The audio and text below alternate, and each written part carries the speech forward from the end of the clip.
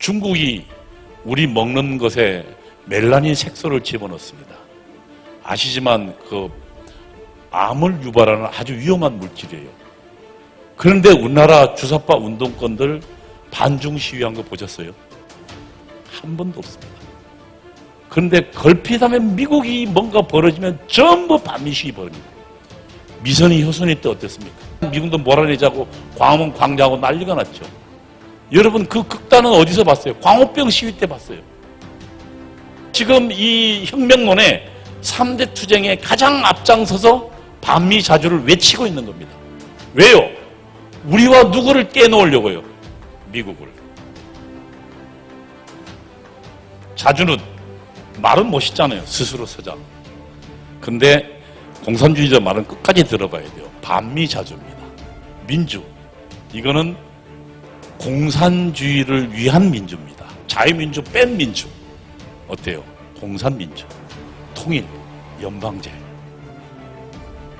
이인영이가 맨 처음 국회의원 됐을 때 우리 시대의 과제는 자주민주 통일이라고 이야기합니다. 그 친구 여전히 이 이야기를 하고 있어요. 이 친구가 지금 통일부 장관이다. 제주에서 4.3이 벌어지잖아요. 이게 4.3 이거 거짓말입니다. 안녕하세요. 반갑습니다.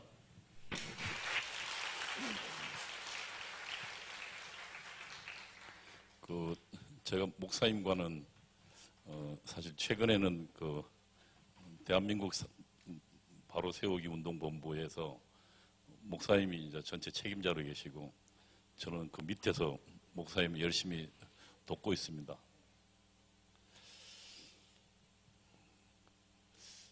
아까 그 목사님이 좀 소개를 했는데 제 소개를 좀 간단히 말씀드리면 저는 이제 연세대학교를 원래 목사가 되려고 들어갔어요. 그래서 사실은 목사 되기 전에는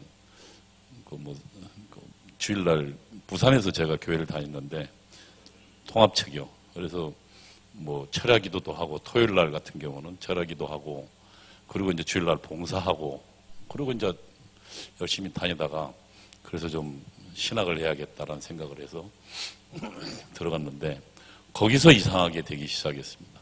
그래서 맨 처음 들어가니까 역사를 배우자 그러더라고요. 그래서 뭔가 새로운 걸 배우는가 보다 해서 시각조정이라는 걸 하게 됐어요. 시각조정. 맨 처음에 들어가니까 거기서 이승만 이야기를 하더라고요. 제가 그 이승만과 그거 배운 역사관에서 정말 저희 생각이 완전 충격을 받았어요. 그때 배운 이승만은 아마 여러분도 똑같이 들었을 겁니다. 망고의 독재자고 그리고 미국에 빌붙어서 미국의 앞잡이였고 또 뿐만 아니라 동포들한테 헌금해서 자기 혼자 호의호식하던 사람이었다. 그래서 이승만이 세운 나라는 애초부터 미국의 나라였다라고 그렇게 배웠습니다. 그리고 이제 박정희는 그러니까 마사오라는 이름을 갖고 있는 일본 관동군 장교였다. 일본의 앞잡이다. 그래서 사실은 이승만과 박정희로 대별되는 대한민국 두 대통령이 하나는 미국 앞잡이, 하나는 일본과 미국 앞잡이. 이 나라는 애초부터 잘못 세워진 나라다. 이렇게 배웠습니다. 저와 같은 똑같은 얘기를 우리나라 대통령 입에서 한 적이 있습니다. 죽었지만 노무현이라는 사람이 본인이 대통령이 되어서 저와 똑같은 이야기를 했습니다. 대한민국은 불의가 승리하고 정의가 실패한 나라라고. 그 노무현은 저와 똑같은 교육을 받았습니다. 노무현 씨를 공부시킨 사람이 이광재라는 친구입니다. 그러니까 연세대학교를 나오고 이제 연세대학교 저희 동료였는데 이 친구가 당시는 노동운동으로 들어가기 위해서 부산으로 갑니다. 그 부산으로 노동운동으로 가려면 신분을 세탁한다 그러거든요. 자기 이름을 이제 가짜로 주민등록증을 만들어서 그래서 대학 나온 걸 없애고 그래서 노동훈련소로 들어갑니다. 근데 마침 그 해 노동훈련소가 이미 다 사람을 받았어요. 그래서 이광재가 노동훈련소를 못 가고 노무현 변호사 사무실에 갑니다. 그래서 노무현 변호사 사무실에 가서 그때 이제 막 그 노무현이라는 사람이 인권 변호사라는 눈을 막 뜨기 시작할 때거든요. 부산에서 상고 나와서 변호사 돼서 세무 담당 변호사 돈을 좀 꽤 벌었어요. 노무현이라는 사람이. 그래서 뭔가 좀 의미 있는 일을 할 수 없을까. 노무현이 당시 돈 좀 벌어서 요트 타고 놀다가 뭔가 좀 보람 있는 일을 하려고 했을 때 부산에 김광일이라는 사람이 이제 변호사가 노무현을 끌어들입니다. 그때 이광재가 노무현과 공부합니다. 저와 같은 공부를 했어요. 그래서 그 대통령 노무현 입에서 그 노무현의 연설문에 그 이야기가 나옵니다. 대한민국은 불의가 승리하고 정의가 실패한 나라다. 대학교 처음 들어간 저에게 대한민국은 잘못 세워진 나라였다라고 저는 생각했습니다. 그리고 그다음부터 그들이 인도하는 대로 나아가기 시작했습니다. 역사 교육이 굉장히 중요합니다. 그 역사란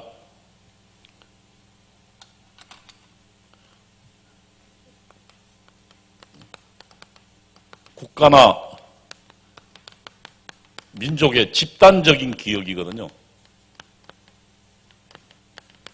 이걸 역사라 그럽니다.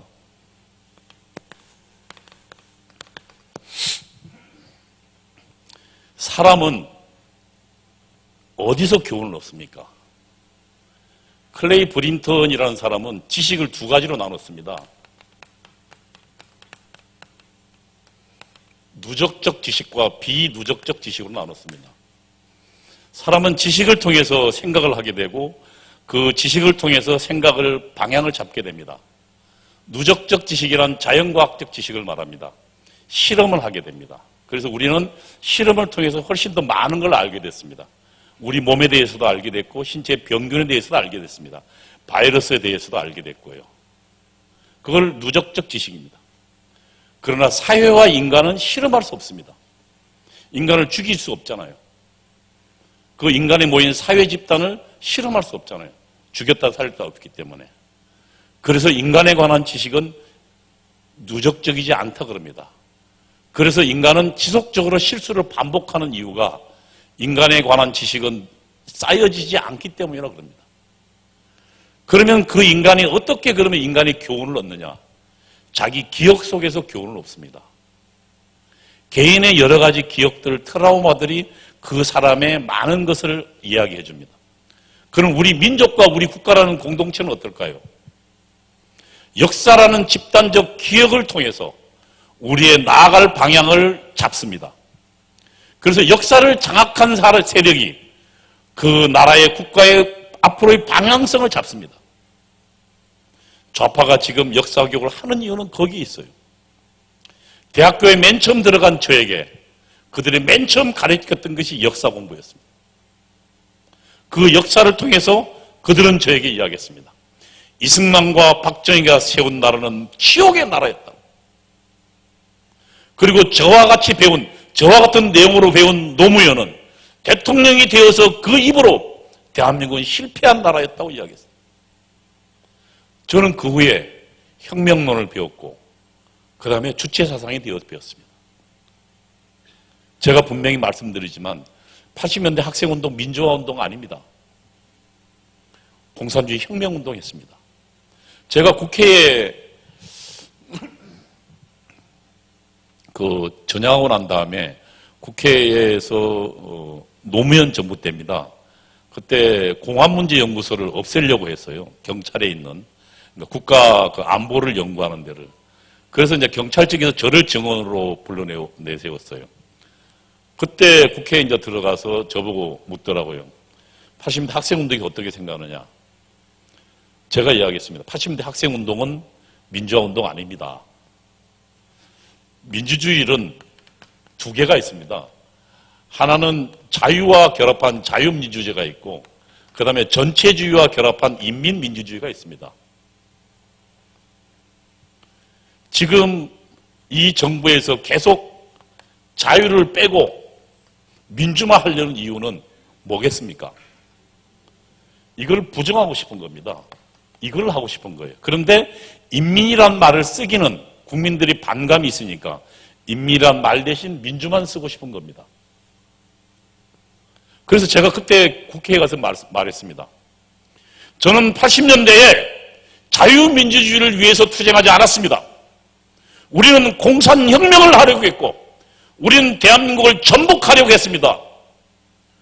그러니까 지금 현재 집권당 애들 다 나가버리더라고요. 저한테 한 번도 반박하지 않았어요.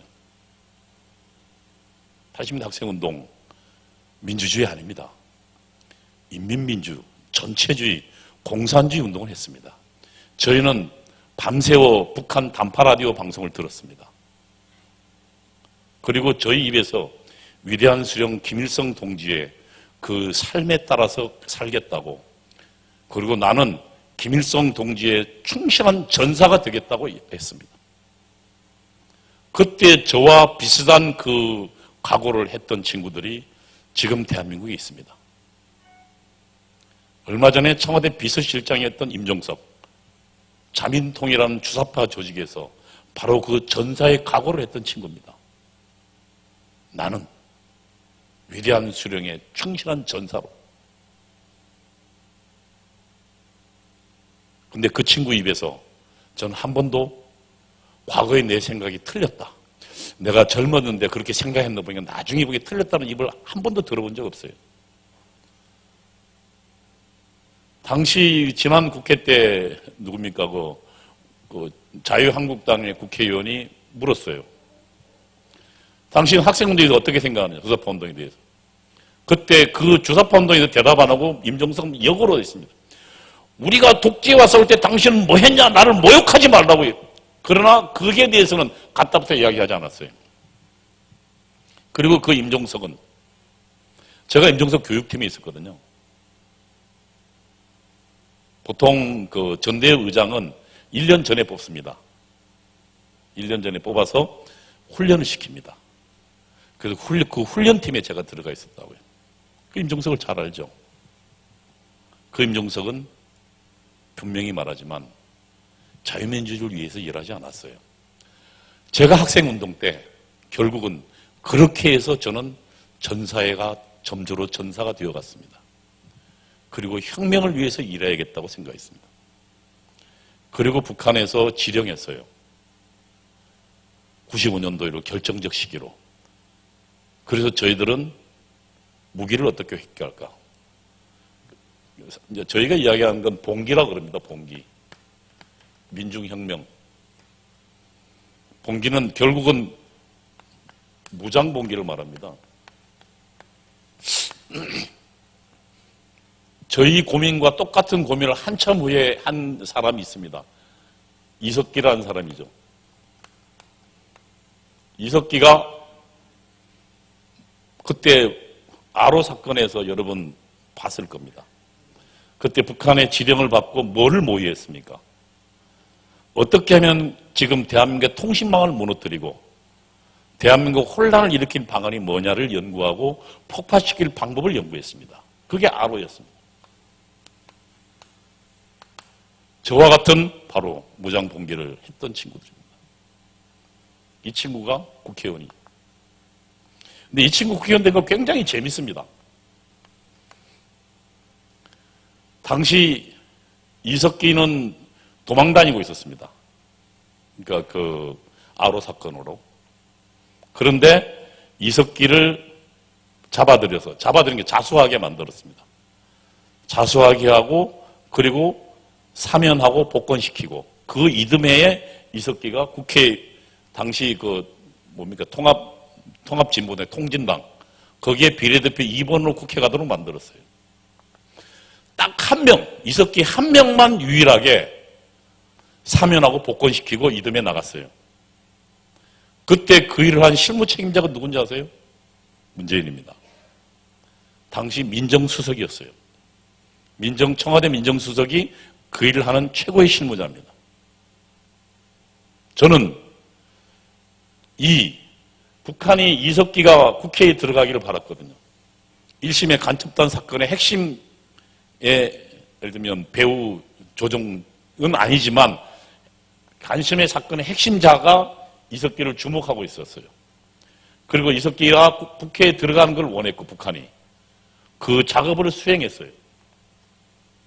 문재인에게 누가 넣었어요. 문재인 직접은 아니지만 문재인 가장 핵심 주변에 그 명령을 수행했던 사람이 있을 거라고 저는 합리적으로 추론합니다.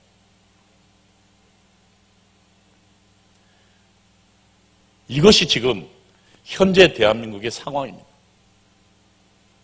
그리고 아시지만 아까 이야기했지만 결국 우리의 앞으로의 대한민국의 정당성, 정통성은 역사를 통해서 확보합니다. 어떻게 생각하세요? 지금 이승만과 박정희는 아직도 많은 사람에게 그나마 박정희는 먹고 살기는 했다, 독재는 했지만 라는 정도는 알고 있습니다. 그러나 이승만은 여전히 최악의 지도자로 남아있어요. 저는 그렇게 믿었고, 그리고 그 혁명이 이루어져야 한다고 믿었습니다. 소련이 무너졌어요. 그리고 북한의 참상이, 공산주의 나라들의 참상이 들려오기 시작했습니다. 그리고 최종적으로 북한이 무너졌습니다. 그리고 주체사상을 만들었다, 우리는 알고 있던 황장엽이라는 사람이 도망쳐 나왔습니다. 제 고통은 거기서부터 시작됐습니다. 도대체 내 생각이 어디서부터 틀린 거냐. 그래서 다시 공부할 수밖에 없었어요. 10년이라는 시간이 걸렸습니다. 사상은 그렇게 무섭습니다. 한번 잘못된 것이 들어가니까 정말로 무섭더라고요. 그리고 최종적으로 이승만이라는 사람을 봤습니다. 저는 사실 아까 이야기했지만 이승만은 매국노라고 생각했습니다. 우리 민족의 적이라고 생각했습니다.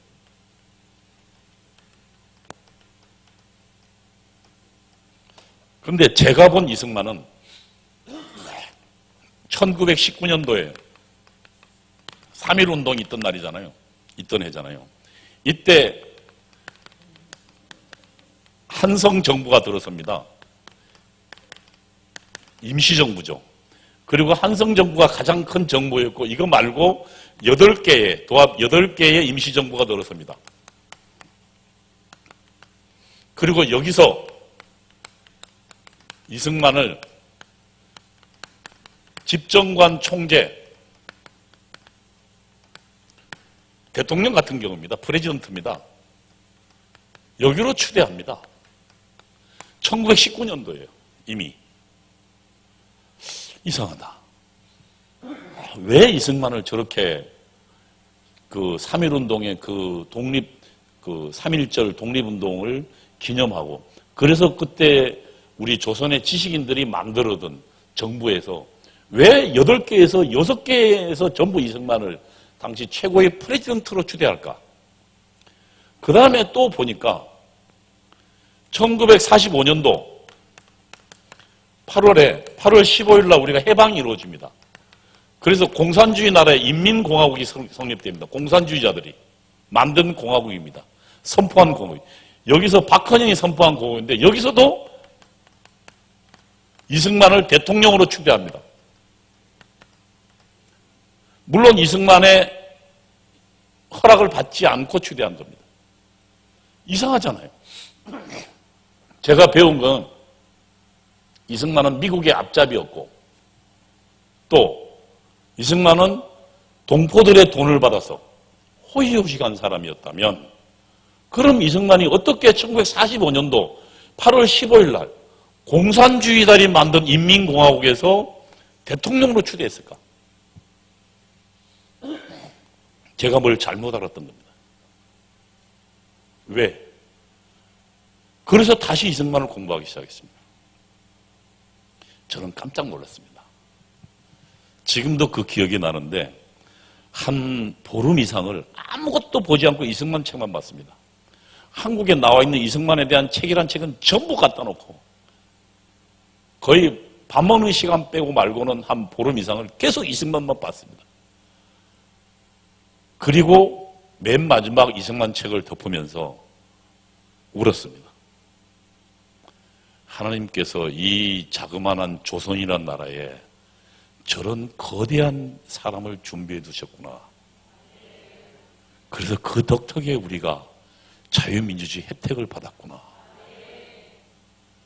그러면서 제가 이승만을 다시 보니까 이승만은 당시 한성에서, 그러니까 지금 서울이죠, 5대 천재 중에 한 명이었습니다. 근데 집안이 비난했어요. 번번이 과거의 응시에도 돈을 못 대니까 응시에 번번이 낙방했습니다. 시리에 차있던 이승만이 배지학당에 갑니다. 그래서 거기서 서양 선교사들을 만나요.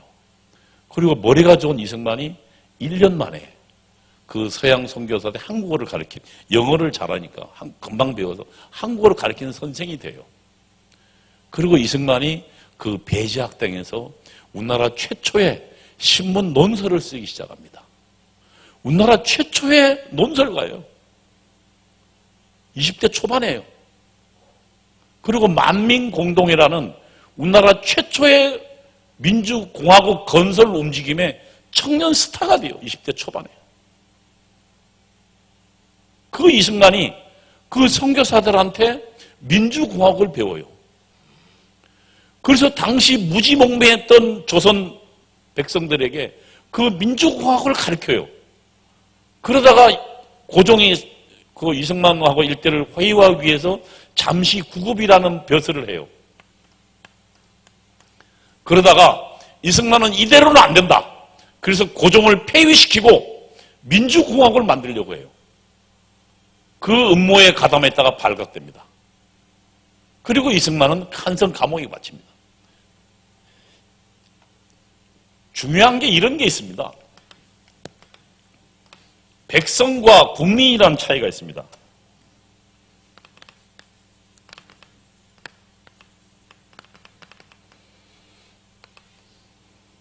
백성이 뭘고 국민이 뭐가 다릅니까?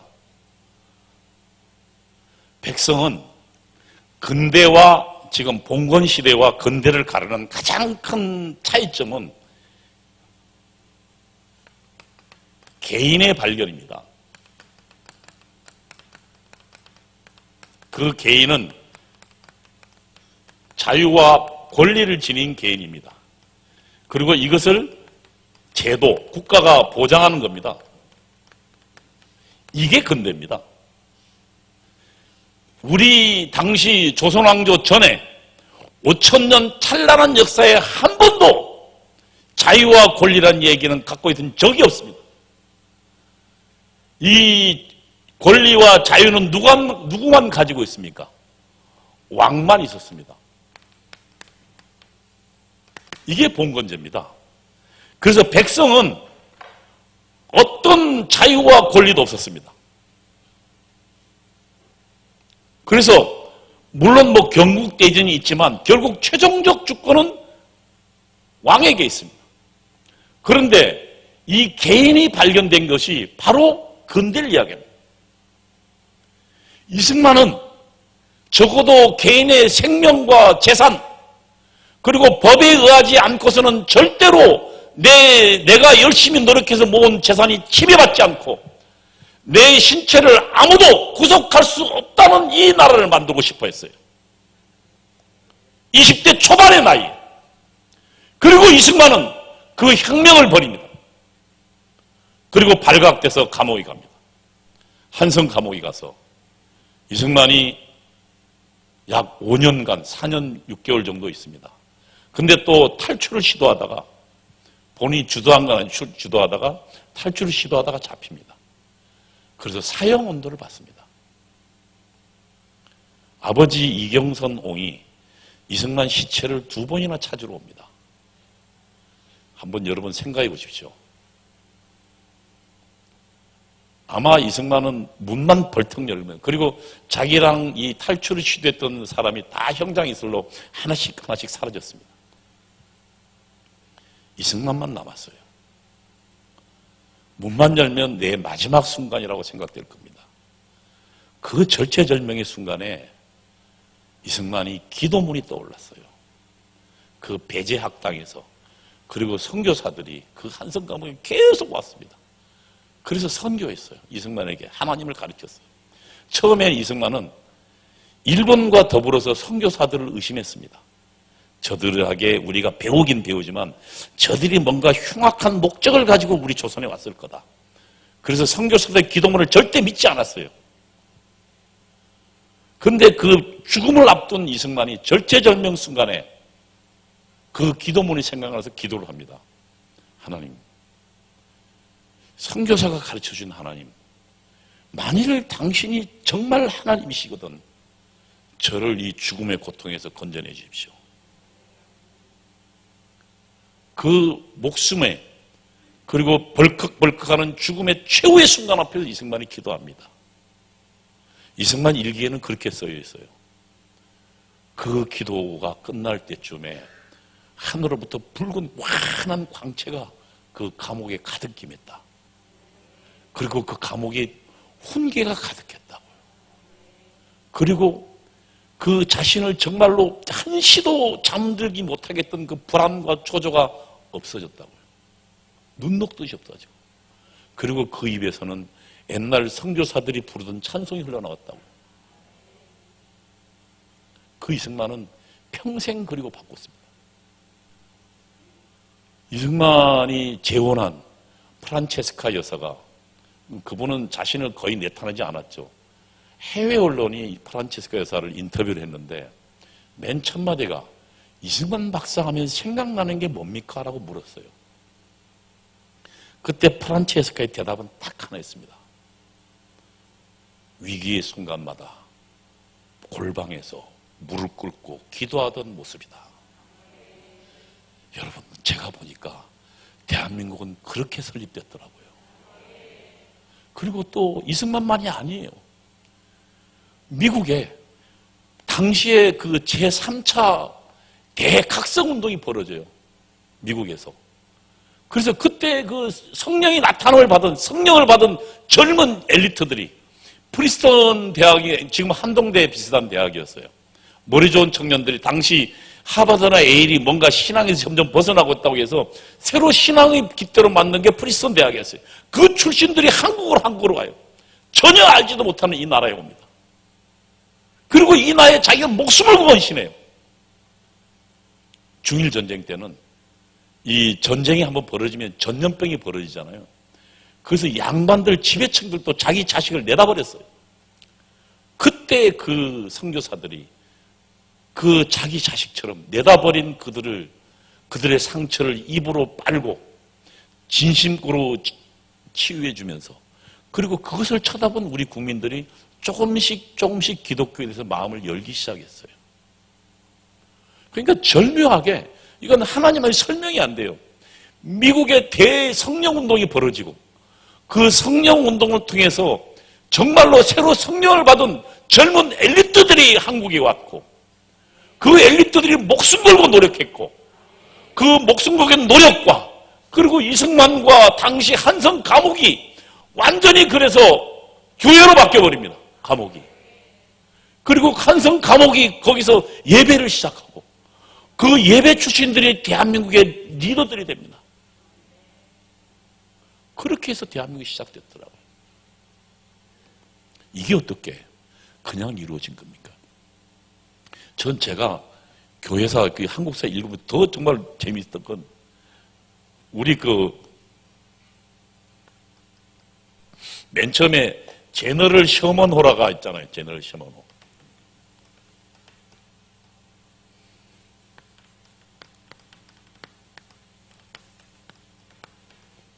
미국 배입니다.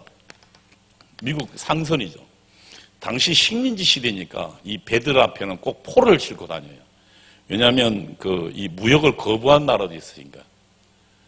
제너럴 셔먼호에 선교사가 타고 있었습니다. 영국 웨일 출신입니다. 이 사람은 20대에 선교사가 됐습니다. 그리고 결혼하자마자 중국 선교사로 왔어요. 지금 얘기는 6개국어에 능통했다 그러니까 아마 언어에 굉장한 천재였을 것 같아요. 근데 이 사람이 참 개인적으로 불행한 사람입니다. 그래서 이분이 오자마자, 당신은 그 배를 타고 오는 게 굉장히 어려웠으니까요.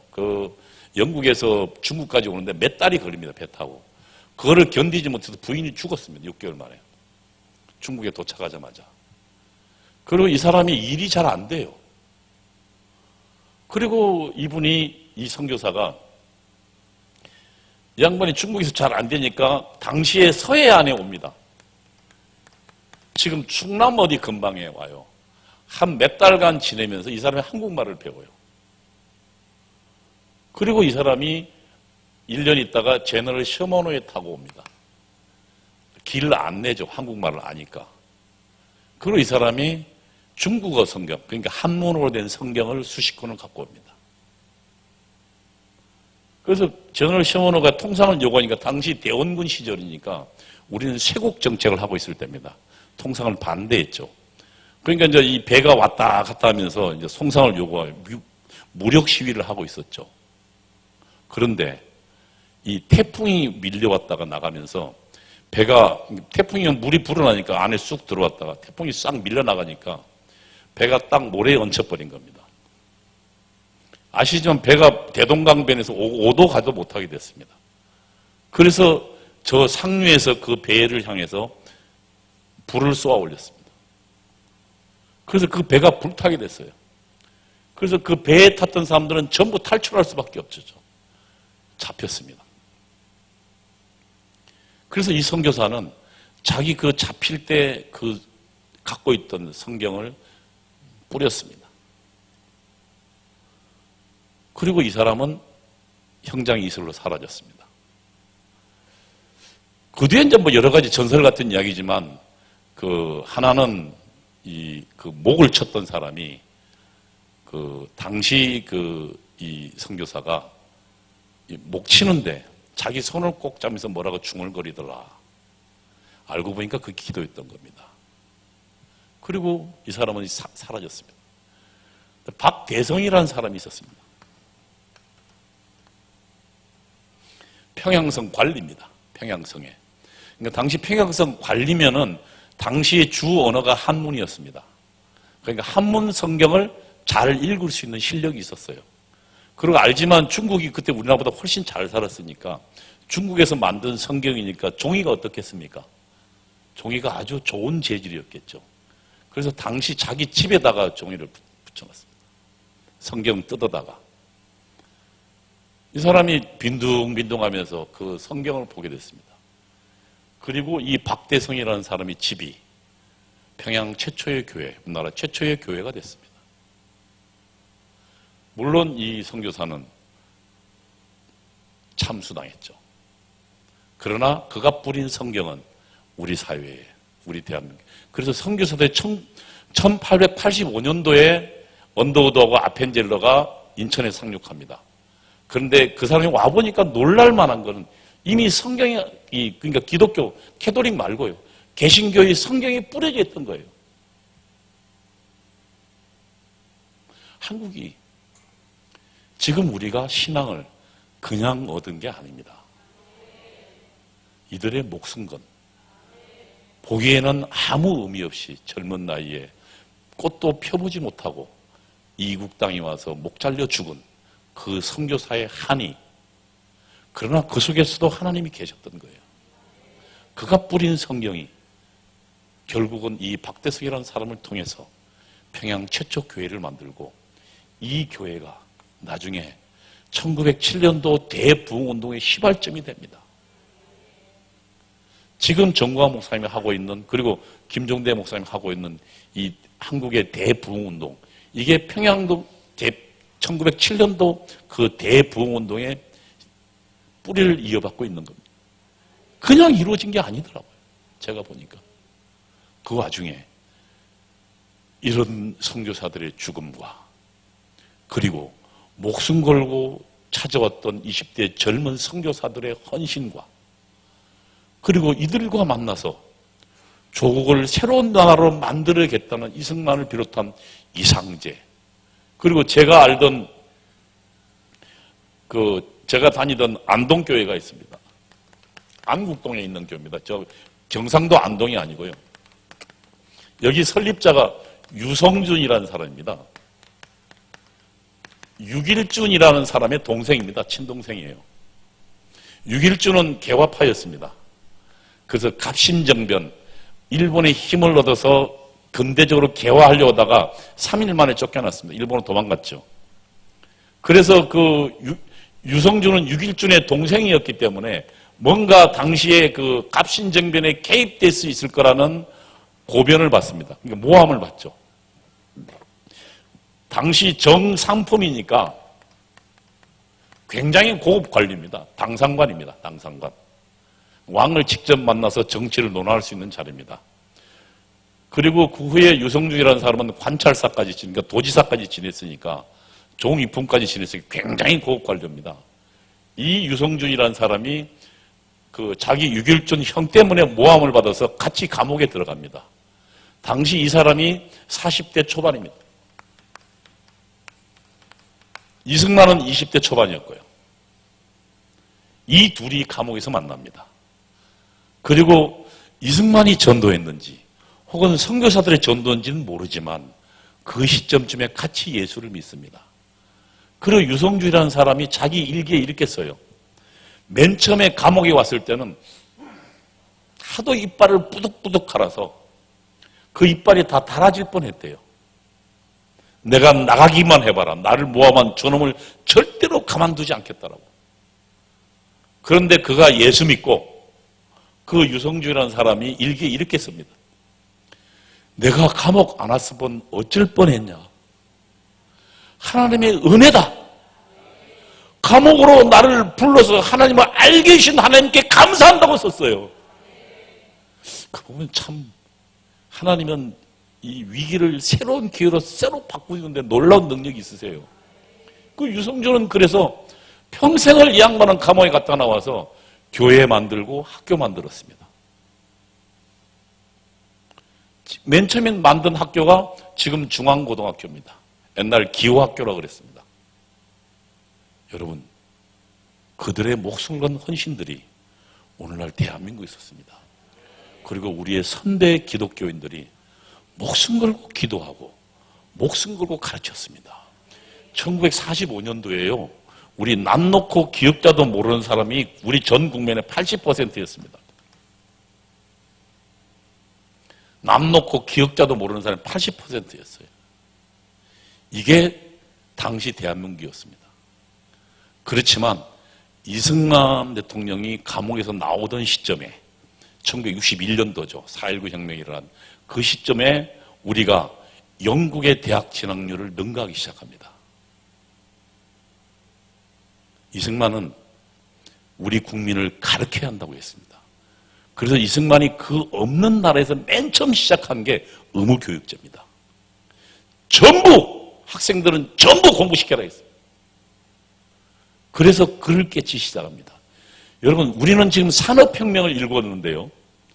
기계를 만지려면 남 놓고 기억자들 몰라서 기계 어떻게 만져요? 왜 아프리카나 아시아 같은 데서 산업혁명이 못 일어나는지 아세요? 남 놓고 기억자도 모르는 사람이 너무 많아서 그래요. 교육혁명이 있어야 산업혁명이 일어나는 거예요. 근데 그 교육혁명을 이승만이 한 거예요. 그리고 이승만을 보니까 그 감옥에 나와서 이승만이 그리고 그가 나이 30에 미국으로 건너갑니다. 선교사들 도 물론 당시 민영환 씨가 그 밀서를 보내죠. 가서 그때 이승만이 미국에서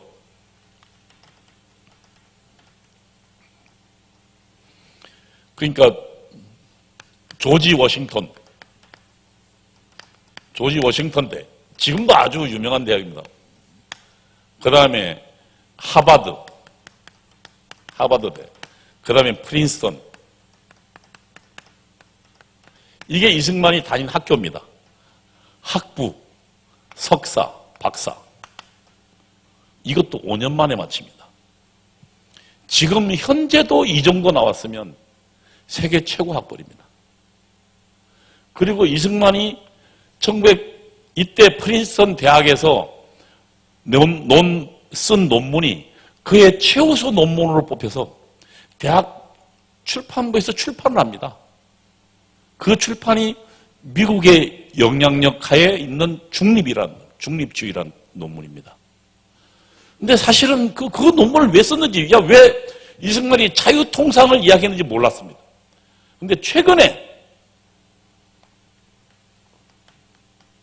이승만의 정치경제사상이라는 사람을 쓴 김학준 씨의 동생 김학은 교수가 이 논문을 해설했습니다. 정말 기가 막힙니다. 그러니까 예를 들면 식민지 나라는 어떻습니까? 침략입니다. 일본이나 다른 나라들이 뺏고 뺏기는 나라입니다. 근데 무역을 하게 되면 어떻습니까? 무역은 상대방이 필요합니다. 일본과 우리가 무역을 하게 되면 일본이 우리를 침략하는 것이 아니라 우리는 우리나라로서 존재해야 합니다. 그래야 서로 통상이 일어납니다. 상대방을 서로 인정하게 됩니다. 그러니까 이승만이 이미 이 어린 시절에 독립정신이란 책을 쓰거든요. 제가 오늘 주사파 이야기를 하려다가 지금 자꾸 이제 엉뚱한데 주사파 이야기를 하려고 조금만 하다 가겠습니다. 이때 이승만이 독립정신이라는 책을 쓰는데 여기에 이미 이승만이 통상의 중요성을 이야기합니다. 근데 기가 막힌 거는 이때 이렇게 이야기해요. 이승만이 그 독립정신을 보면 20대 초반의 나이에 저걸 어떻게 쓸까 지금 생각해 보면 이렇게 써요. 통상이 왜 중요하냐? 하나님이 별이별 만물들 이 세상에 창조해 두셨다. 그래서 우리가 사람과 만나고 통상을 통해서 우리는 그 사람과의 대화를 통해서 훨씬 더 많은 것을 깨달아 알게 된다. 우리 지식이 많아지고 우리가 훨씬 더 많은 하나님이 창조한 그 기기묘묘한 것들에 대해서 우리는 그 혜택을 입게 된다는 거예요. 교환을 통해서. 지금 생각해봐도 자유시장 경제와 통상에 대한 정말 최상급의 논선을 그때 독립정신 20대 초반에 이승만이 그 책을 씁니다. 그리고 그 내용은 결국은 아까 통상은 상대방을 인정한 거랬으니까 칸트의 영구 평화론을 읽었는지 제가 볼 땐 당시에 안 읽었을 것 같은데 칸트보다 훨씬 위대한 영구 평화론을 이야기합니다. 그 이승만이 있었습니다. 저는 그 이승만을 보면서 정말 하나님이 이 척박한 나라에 백성의 나라에 아무것도 남 놓고 기억자도 모르는 나라에 이승만을 뵙게 했고 그리고 세계 최고의 학벌을 하게 하고 그러니까 이 소문이 어떻게 됐을까요? 이승만이라는 젊은이가 세계 최고의 학벌을 하고 박사를 받았다. 당시 그리고 이 프리스턴 대학에 이승만을 지도하는 사람이 나중에 대통령이 된 윌슨입니다. 그러니까 세계 최고의 학벌을 하고 박사를 받았다는 소문이 어디예요? 조선에 퍼진 거예요. 그리고 이승만이 박사를 끝내고 조선으로 돌아옵니다. 그리고 조선을 돌면서 계몽운동을 벌여요. 그러니까 일본이 이승만을 감옥에 집으려고 하자 다시 미국으로 도망가죠. 그러니까 이미 1919년도에 이승만은 어땠습니까? 제가 다시 보니까 이미 20대 초반에 배지학당을 통해서 우리나라 최초의 사설 논설가였고 그리고 최초의 민주공화국 운동의 최선봉장이었고 그리고 어때요? 세계 최고의 학벌을 나온 이미 인류 당대 최고의 지식인이었어요. 그래서 이미 1919년도에 우리 조선의 민중들의 우상과 희망이었어요. 그리고 이 이승만이 그 주장했던 바들이 결국은 일본과 미국이 붙을 거라고. 정말 재밌는 건 이승만에 대해서는 여러 가지 일화들이 많은데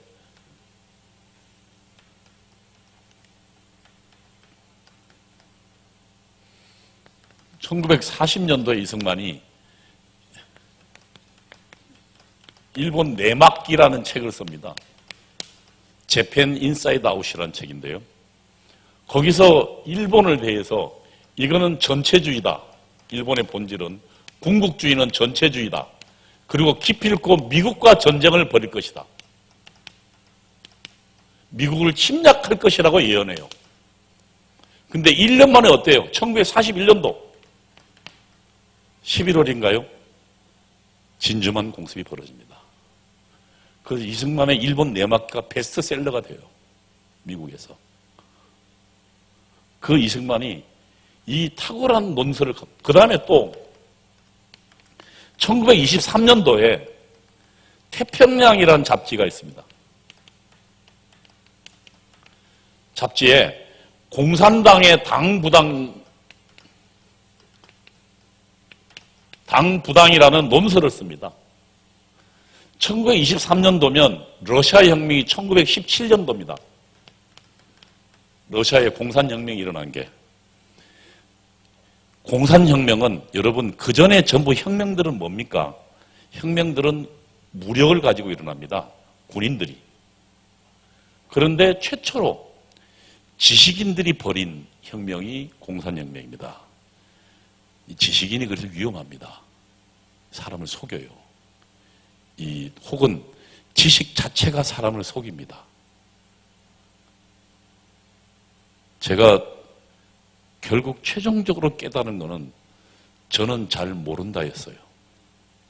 근데 저는 공산주의 공부를 할 때 나는 세상을 깨달았다고 생각했어요. 나는 인류의 발전 법칙을 알게 됐다고 생각했어요. 그런데 다시 돌아보니까 내 지식은 하나짝 쓸모없는 거예요. 지금 생각하니까 바울이라는 분이 자기가 갖고 있던 생각을 분토처럼, 그러니까 오물처럼 여겼다는 게 정말 바울이라는 분이 정말 하나님의 성령을 크게 깨달은 분인데, 저는 거기까지는 안 가지만 결국 우리 지식이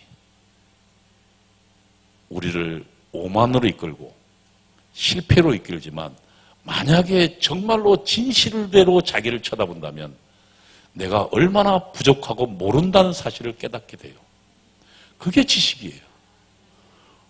보수주의란 말이 그래서 딱 한마디로 정리하면 보수주의 이겁니다. 우리 이성에, 다시 말하면 지식의 한계에 대해서 깨닫는 거다라고 이야기합니다. 그게 보수주의입니다. 우리는 왜 보수주의 사상을 가질까요? 우리는 하나님 외에 세상을 알지 못한다고 우리는 믿고 있기 때문입니다. 그리고 그것이 진리라고 믿습니다. 인간의 오만이, 하나님과 적대하려고 하는 그 오만이, 그리고 인간이 하나님과 맞서서 만들려고 하는 그 공산의 세계가 1919년도에 지식이라는 힘을 바탕으로 계몽주의를 통해서 받들된 인류의 이성, 지식의 바탕으로 결국은 1919년도에 공산혁명을 일으킵니다. 그 공산혁명이 어떻게 됩니까? 러시아에서는 3천만 이상이 죽었습니다. 중국에서도 3천만 이상이 죽었어요. 크메르 루즈 아시죠? 크메르에, 캄보디아죠. 거기 혹시 가본 분이 있으시죠? 캄보디아에. 거기에 사원에 한번 가보세요. 그 사원에 아직도 그 해골들이 사원마다 가득합니다. 프놈펜에 당시 그 크메르죠. 그 당시 이름이. 그 캄보디아의 인구의 3분의 1을 죽였습니다. 공산혁명 이후에. 나중에 그 총과 칼로도 안 죽이고, 그것도 아깝다 해서 그냥 비닐봉지에 목매달고 숨 못 쉬게 죽였어요. 그 시체가 지금도 나뒹굴고 있습니다. 그 공산혁명을 그런 70년 후에 우리는 깨닫게 됐습니다. 그런데 이승만은 1923년도에 그 태평양이라는 잡지에 공산당 당부당이라는 논설에서 필연코 망할 거라고 예언해요.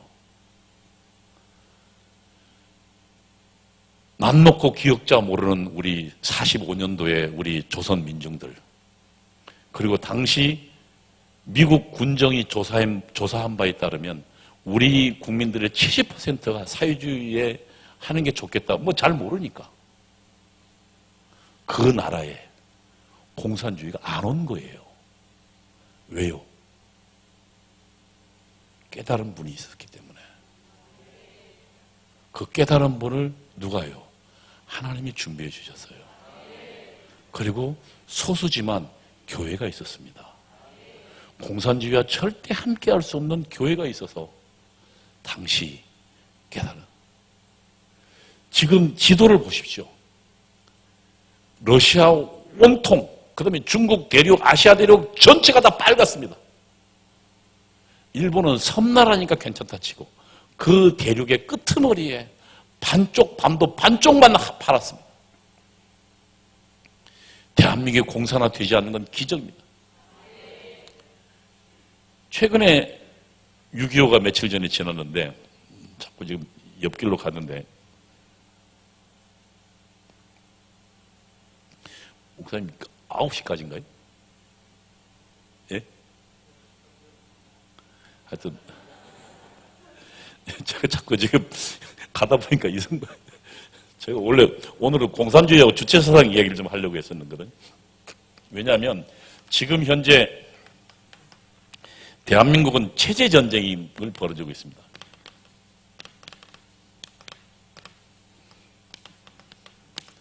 체제란 우리가 그러니까 생각하게 하고 우리를 활동하게 하고 제약하거나 혹은 유인하거나 하는 그런 구조물을 말합니다. 체제란. 다시 말하면 그 체제에는 아까 제가 말했지만 어떤 체제가 있습니까? 우리는 자유민주공화국이 있습니다. 그리고 하나는 인민민주공화국이 있습니다. 여기는 자유민주 나라고 여기는 전체주의 나라입니다. 전체주의란 유일 수령 하나, 유일 당 하나가 하나의 사상만, 나머지 사상을 허락하지 않는 걸 말합니다. 전체주의. 이런 지금 그 나라에 있었습니다. 우리는 아시지만 선교사들의 도움으로 우리에게 신앙이 접해졌고 그리고 그들 나라에 갖고 있던 자유민주공화국이 우리에게 전해졌습니다. 이승만과 그 선지자들에게요. 그리고 우리는 백성이 무지함에도 불구하고 그 선각자 도움으로 우리는 자유민주공화국을 만들었습니다. 그 자유민주공화국의 가장 핵심은 자유와 권리를 어떻게 한다고요? 제도가 보장해주는, 그 보장해주는 제도가 뭡니까? 헌법입니다. 우리는 헌법과 법률에 의하지 않고서는 마음대로 내 재산을 함부로 강탈당하지 아니하고 내 재산은 내 마음대로 처분하고 소유할 수 있습니다. 그리고 내 신체를 누가 함부로 구속할 수 없습니다. 그것이 우리가 1948년도에 이룩한 체제입니다. 한쪽은 공산주의가 들어섰습니다. 이게 1948년도입니다.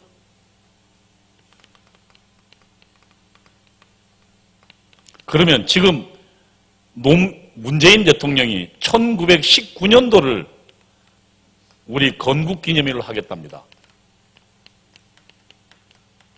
왜 그럴까요? 1919년도는 한번 보십시오. 1917년도에 아까 러시아 혁명이 일어났다 그랬잖아요. 그래서 1919년도에 임시정부 안에는 세 가지 그룹이 있었습니다. 하나는 이승만을 비롯한 자유공화국, 자유민주공화국을 주장하는 사람이 있었습니다. 또 하나는 어떤 그룹이 있었습니까? 공산주의자들이 있었습니다. 한국의 공산주의자는 1921년도부터 시작합니다. 그러니까 러시아 혁명이 일어나고 4년 후부터 공산주의자들이 오기 시작합니다. 그리고 또 하나는 무정부주의자입니다. 무정부주의자는 뭐 사상이 없으니까 그렇다 치더라도 그래서 이들이 극심하게 대립합니다. 상해 임시정부가 실패하는 가장 큰 이유는 임시정부 안에 자유민주공화국을 추종하는 사람과 인민민주공산주의를 추종하는 사람이 결정적으로 싸웁니다. 그래서 어떤 일도 못하게 돼요. 그러면은 1919년도를 건국기념일로 하면 그 안에는 누구누구가 포함됩니까? 지금 이승만을 비롯한 자유민주공화국을 주장했던 사람과 또 한편은 뭐예요? 공산주의를 주장했던 사람과 그리고 폭력으로 무정부를 이 사람들 다 기념하게 돼요. 이들이 다 정당성을 갖게 됩니다. 1919년도의 건국기념일의 노림수는 저기에 있어요. 대한민국이 출범한 자유민주공화국을 부정하고자 하는데 그 속 의도가 있는 거예요.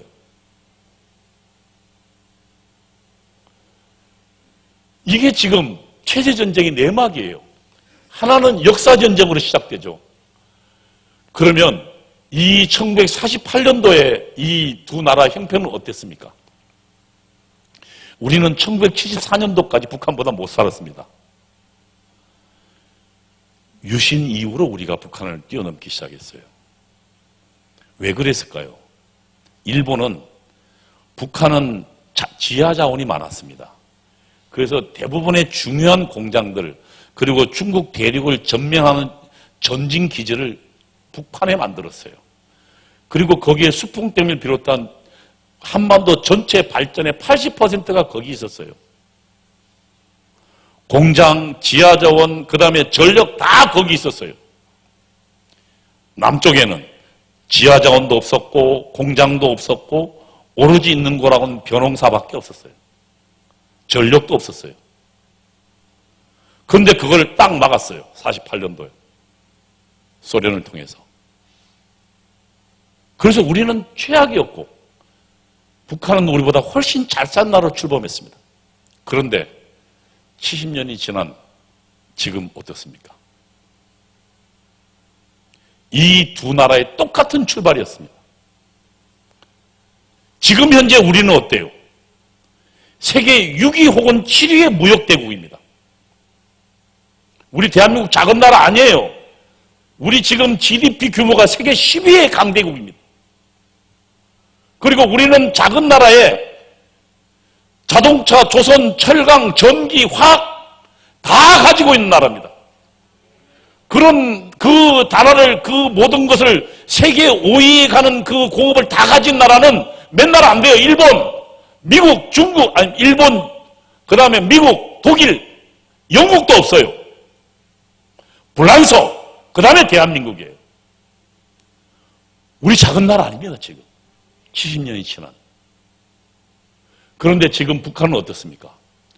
인류 최악의 나라가 됐습니다. 1995년도에 황장엽 씨 증언에 따르면 300만이 굶어 죽었습니다. 그리고 지금도 전 세계에 협박하고 구걸하지 않으면 자기 백성 먹여 살리지 못하는 최악의 나라가 됐습니다. 구걸과 협박으로. 왜 48년도에 똑같이 지금 한 나라가 하나는 세계 최고의 나라로 가 있고 하나는 최악의 나라로 갔습니까? 저는 이것이 체제입니다. 자유를 보장한 그 체제에서 우리 국민은 열심히 일했고 그리고 자유가 없는 전체주의는 우리보다 훨씬 앞섰지만 망했습니다. 소련이 망하고 소련이 망하고 동유럽이 망했듯이 북한도 망해가고 있는 거예요. 그런데 체제전쟁이란 그 망한 것을 지금 대한민국에 심으려고 하는 어리석은 사람들이 있습니다. 어리석일 뿐만 아니라 자신의 잘못된 이념을 우리 5천만에게 강요하는 최악의 악을 저지르고 있는 세력이 있어요. 과거에 저와 같이 일했던 동지들입니다. 주사파 출신들, 문재인을 비롯한 이들이 지금 대한민국을 뒤집고 있는 겁니다. 하나는 역사를 통해서. 아까 제가 말씀드렸지만 역사란 국가와 민족의 집단적 기억이라 했습니다. 사람은 그 기억 속에서 현재를 바라봅니다. 그래서 그 기억을 장악하는 자, 현재를 장악합니다. 그들은 지금 과거의 왜곡된 기억으로 지금 대한민국을 장악하려고 시도하고 있는 거예요. 그리고 또 이들은 어디로 가고 있습니까? 대한민국을 이 실패한 나라로 가고 있습니다. 어떻게 생각하십니까? 우리 선조들의 그리고 선교사들의 피와 눈물과 땀이 서려 있고 그리고 자유를 얻은 우리 선배들의 눈물겨운 노력으로 만든 이 자랑스러운 나라입니다. 여러분 외국에 나가보세요. 제1세기 미국과 유럽, 제2세기 일본 빼고 그 미국과 유럽 다른 나라 중에서도 한국보다 못한 나라가 훨씬 많습니다. 오늘날 대한민국 자랑스러운 나라, 이렇게 만든 나라를 그리고 우리 선배들의 새벽기도를 통한 그 우리 신앙의 선배들의 정말 눈물겨운 그들의 기도로 6.25 전쟁 때요. 우리가 부산으로 낙동강전선을 몰렸잖아요. 그때 부산으로 몰린 우리 신앙의 선배들이 3일간 대금식 기도를 했습니다. 하나님이 살려달라고. 그때, 그리고 그 기도 후에 인천 상륙작전이 벌어졌습니다. 저는 대한민국 한국사를 보면 하나님이 살아있던 걸 느낄 수밖에 없어요. 아까 목사님이 이야기했지만 당시 6.25 전쟁 당시에요. 참모총장이라는 놈이 6.25 전쟁 직전에 그 고급 장교들 전부 육군에가 모아놓고 춤추고 난리를 쳤습니다. 그리고 휴가를 다 보내버렸어요. 전방이 텅텅 비었어요. 무기도 없었고. 북한은 당시에 약 소련의 최신식 전차로 무장해서 밀고 들어왔습니다. 저는 지금 생각해보면 대한민국에 공사는 안 된 게 이상할 정도입니다. 그 전에도요, 또 있었습니다. 한번 보세요. 소련이 1945년 8월 8일 날 대일본하고 참전 전쟁 선언을 합니다. 그리고 8월 8일 날 어디에 와 있냐면 이미 원산 근처에 와 있습니다. 그때 미국은 한반도에서 1000km 밖에 오키나와에 있었습니다.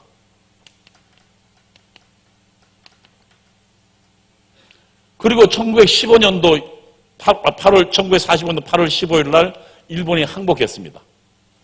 원산에 와 있었으니까 그냥 오면 돼요.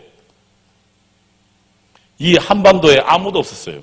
미국은 1000km 바깥에 있었고. 그런데 미국의 클라크라는 육군성 대령이 제안을 해요. 그러니까 이 한반도를 놓고 이렇게 놓고 38도선을 통해서 당시 연합군이니까 북쪽은 소련이, 남쪽은 미국이 진주해서 군사활동 경계선을 제안해요. 근데 당시에 미국도 절대로 소련이 안 받아들일 줄 알았어요. 왜냐하면 소련은 이미 군대가 여기 와 있었거든요. 그냥 내려오면 돼요. 그러면 한반도 전체는 공산화가 되는 겁니다. 그런데 저 제안을 받아들였어요. 그래서 역사학계에서 가장 큰 의문 중에 왜 스탈린이 저 제안을 받아들였냐라는 것이 학계에 있어요. 최근에 이게 좀 의문이 풀렸어요. 왜냐하면 스탈린은 이 38선을 받아들인 대신에 일본을 원했어요. 일본 지금 저 북쪽에 북해도를. 그리고 만주를 원했고. 그 다음에 리비아 트리폴리 같은 이 지역에 당시 그 대서양 아래쪽에 아프리카 북쪽 지역 그걸 원했어요. 그러니까 이걸 받아들인 대신. 그런데 1945년도 9월 달에 초에 런던에서 그러니까 소련, 그 다음에 미국, 그 다음에 영국 이 삼상회의가 벌어지는데 여기서 그 제안이 거절돼요. 그래서 9월 20일 날 스탈린이 비밀 문건을 보냅니다. 지시를. 소련 극동군 사령관한테 38선 이북의 단독 정부를 구성하라고요. 그게 스탈린, 소련이 무너지면서 그 비밀 전문이 나타났습니다. 1992년도에 일본 마이니치 신문이 단독으로 보도했습니다. 그 비밀 전문을 찾아가지고요. 그래서 거기에 보면 소련이 직접 분단을 지시해요. 그러니까 그동안 분단의 원흉을 역사학계는 뭐라고 했냐면 수정주의자들은 미국이 그러니까 클라크가 저거를 38선을 제안했으니까 그리고 이승만이 1946년도에 정읍 발언을 통해서 남쪽이라도 단독 정부를 수립하자 했으니까 미국과 이승만이 분단의 원흉이라고 했습니다. 근데 마침 소련이 무너지면서 소련의 기밀 문서가 해제되면서 그 스탈린의 비밀 전문이 발견돼서 이승만 대통령과 미국은 그 누명을 벗어나게 됐어요. 근데 아직도 그놈의 교과서는 망할 놈의 좌파들 교과서는 아직도 분단의 책임이 누구에게 있다 그럽니까? 미국과 이승만이 있다 그래요. 그러나 이미 학계에서는 역사적 사실로 나타났기 때문에 반박을 하지 못합니다. 어쨌거나 지금 나라가 당시에 이미 이 제안을 받아들이지 않았으면 이미 공산화됐을 거예요. 그 다음에 6.25 전쟁 때 한번 보세요. 그냥 내려왔으면 끝났어요. 그런데 서울에서 3일을 버팁니다. 그리고 대전에 와서 한 일주일 이상 버텨요. 그러니까 왜 버텼느냐? 왜 서울에서 3일간 있었을까? 여기 의문이 있었는데 그것도 그 뒤에 그 체코슬로바키아 대통령한테 이 스탈린이 보낸 편지에 그 내용이 있었어요. 이 스탈린은 이 한반도 전체를 미국과 중국이 붙는 당시 막 1949년도에 중국이 공산혁명에 성공했거든요. 그래서 이 한반도를 놓고 미국과 이제 막 탄생한 중국이 대격전을 벌여서 양패구상하기를 바랬어요. 그래서 지금 생각해보면 유엔군이 참전하다 할 때 소련이 참석해서 반대해서 유엔군 참전 못합니다. 근데 소련은 기권해버렸고 그리고 서울에 내려서 그냥 내려오면 돼요. 당시 우리는 군대도 없었으니까. 그런데 이들이 머뭇머뭇거렸어요. 왜? 스탈린은 미국을 끌어들이고 싶었던 거예요. 그리고 정말 재미있던 거는 이 전쟁 직전에 6.25 전쟁 직전에 1950년도에 여순반란 사건이 벌어집니다.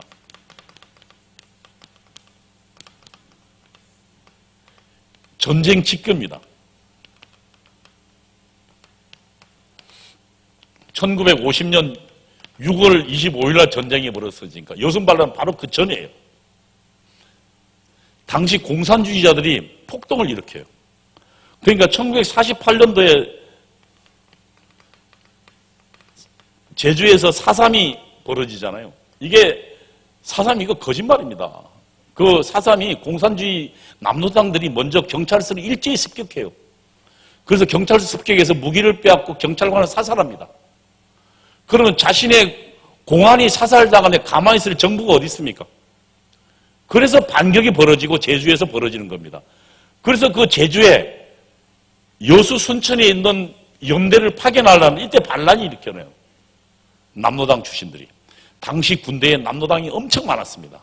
그런데 다행인 거는 얘들이 반란이 일어나면서 숙군 작업이 벌어져요. 그러니까 이 군대 내에 있는 공산주의자들을 뽑아내는 작업이 벌어져요. 그게 끝났던 시점쯤에 6.25 전쟁이 벌어집니다. 만일 여순반란이 없었으면 어떻게 했을까요? 전쟁 중에 거기에 장교와 하사관들이 총불을 거꾸로 들이대면 하나마나였을 겁니다. 저는 이 사실을 보면서 대한민국이 공산주의가 되지 않은 건 기적이라고 생각해요. 우리는 그 기적에 대해서 아직 몰라요. 저는 이것을 공부하고 전율을 느꼈습니다. 하나님이 살아계시구나. 그래서 이걸 느낄 수 있었어요. 어떻게 만드신 나라인데, 하나님이 그 희생을 통해 만든 나라인데 망하게 하진 않을 거다. 그러나 대신 우리가요, 잊어버린 게 있어요. 6.25 전쟁이 끝나는 날 이승만이 이북에 계신 동포 여러분에게라고 성명서를 냅니다. 우리는 당신을 잊지 않을 거다. 회복할 거라고 이야기하지만, 그러나 아시지만 우리는 잊어버렸습니다. 그리고 우리의 조그마한 성취에 자족하고 자만했어요. 이제 하나님은 우리의 그 잘못된 생각을 일깨우는 건 아닌가 생각이 들어요. 지금 그 체제전쟁은 한편으로 역사전쟁으로 시작해서 대한민국 전체를 뒤집는 전쟁으로 가고 있어요. 하나만 말씀드릴게요. 북한에서 만든, 제가 북한 방송 들었다 그랬잖아요. 그때 거기에 나와 있는 혁명론이 있습니다. 민족 해방, 최근에는 이제 인민을 뺐어요. 인민하면 국민들이 싫어하니까. 민주주의 혁명론입니다.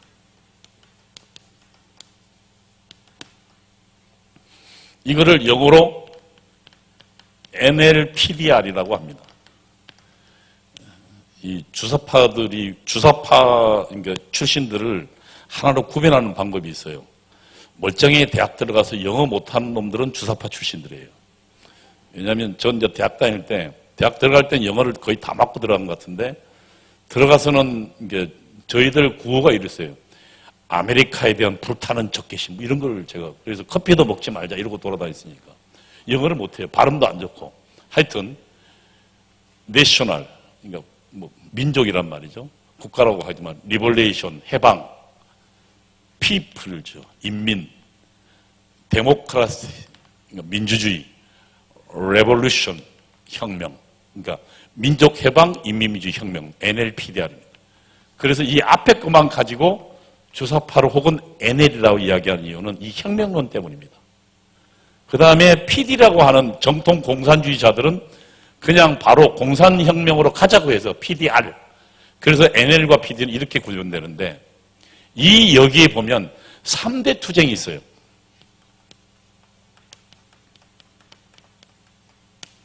자주, 민주, 통일입니다. 자주는 말은 멋있잖아요. 스스로 서자. 근데 공산주의자 말은 끝까지 들어봐야 돼요. 반미자주입니다. 그러니까 미국을 몰아내자는 겁니다. 그 다음에 민주. 이거는 공산주의를 위한 민주입니다. 그러니까 공산주의 말을 끝까지 들어봐요. 반파쇼 민주는 민주. 그러니까 다시 말하면 아까 민주에는 두 가지가 있다고 했더니 자유민주 뺀 민주. 어때요? 공산민주, 통일, 연방제. 이인영이가 맨 처음 국회의원 됐을 때 우리 시대의 과제는 자주민주 통일이라고 이야기합니다. 그 친구 여전히 이 이야기하고 있습니다. 이 친구가 지금 통일부 장관이랍니다. 그러면은 이걸 가지고 있는데 여기에 그러면 지금 이번에 지금 180석 얻고 종전선언을 한다 그럽니다. 아시지만 지금 대한민국은 휴전 상태입니다. 그리고 그 휴전 상태에 따라서 우리는 지금 한미연합사가 있습니다. 한미연합사령부죠. 이게 지금 한미동맹의 핵심입니다. 여기에 만든 게 지금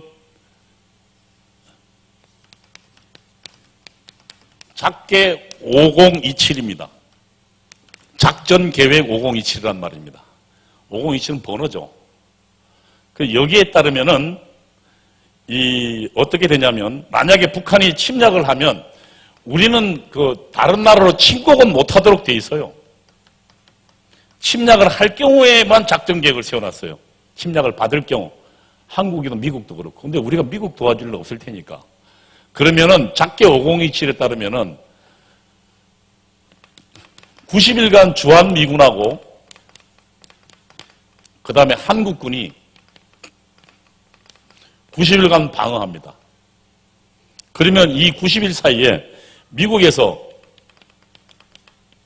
지상군 69만,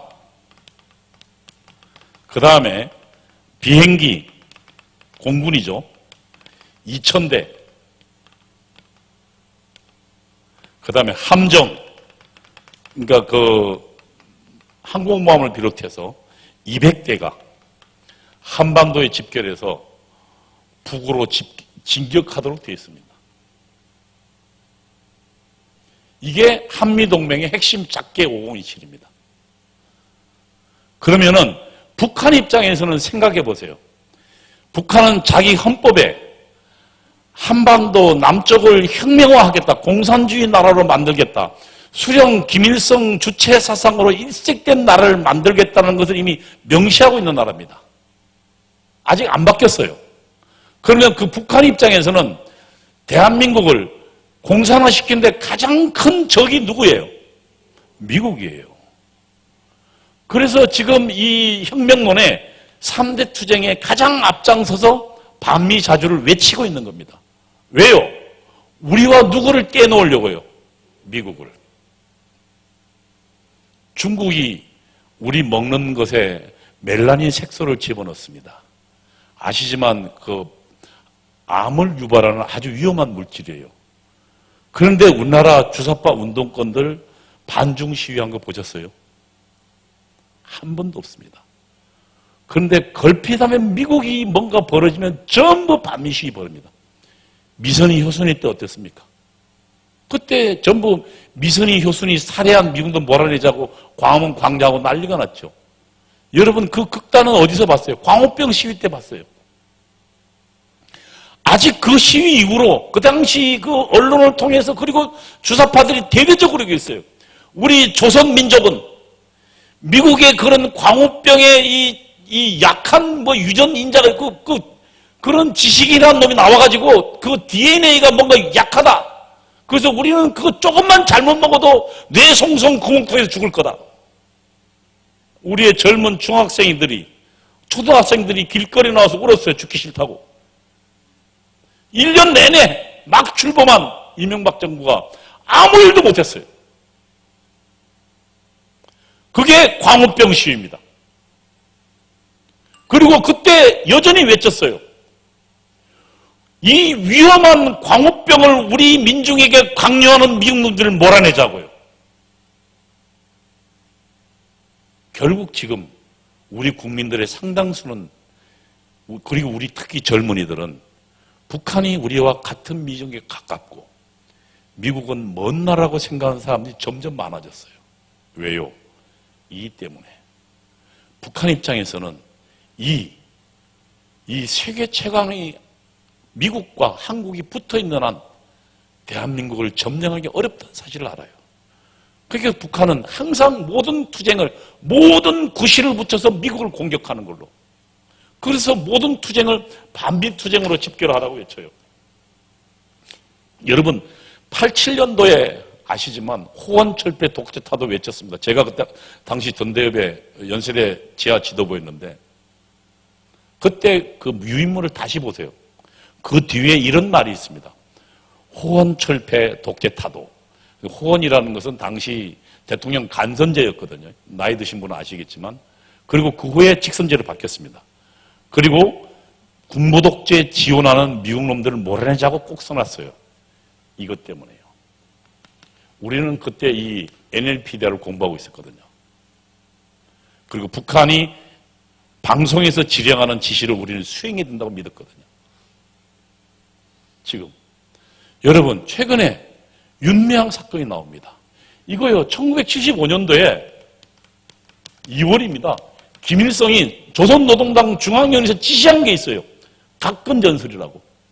우리 대한민국 안보는 가시 이렇게 있잖아요. 하나는 미국이라는 끈과 하나는 일본이라는 끈으로 지탱되고 있다. 이 끈 중 하나만 빼버리면은 바람이 불면 이 갓은 날아간다.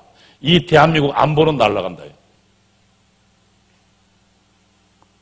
그 이후에 지금 온갖 반일 감정이 벌어졌습니다. 지금 일본과 한국은 최악입니다. 여러분, 북한이 우리 민족입니까?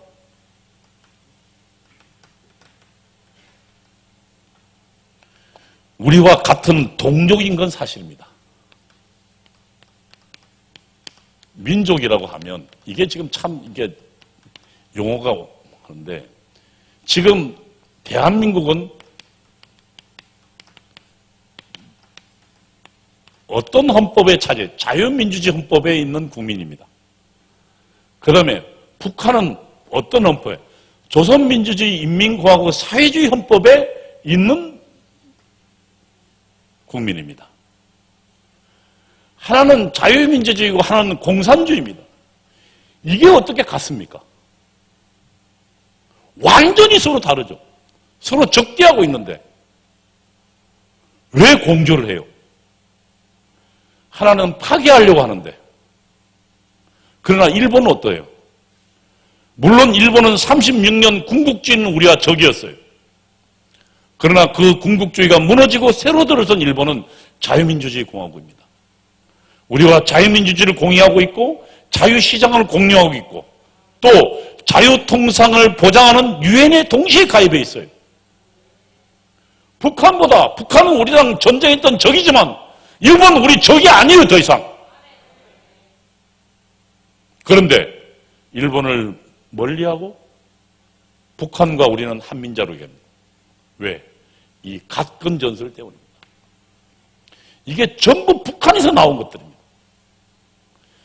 역사 바꾸기, 일제강점기란 용어, 그거 1980년도 초반까지 우리 대한민국에 없던 용어입니다. 우리 사학계가 만드는 용어가 아니에요. 북한 현대조선 역사라는 책에 나와요. 북한 책에. 그래서 강점기는 두 개가 있어요. 일제강점기와 미제강점기가. 지금은 미제강점기란 얘기예요. 우리는 뜻도 모르고 그 북한이 만드는 용어를 쓰고 있어요. 북한이 가르쳐준 용어대로, 북한이 가르쳐준 전술로, 그리고 김일성이 지시한 가끔 전술로 일본과 멀어지고 있습니다. 이게 지금 체제전쟁의 실체입니다.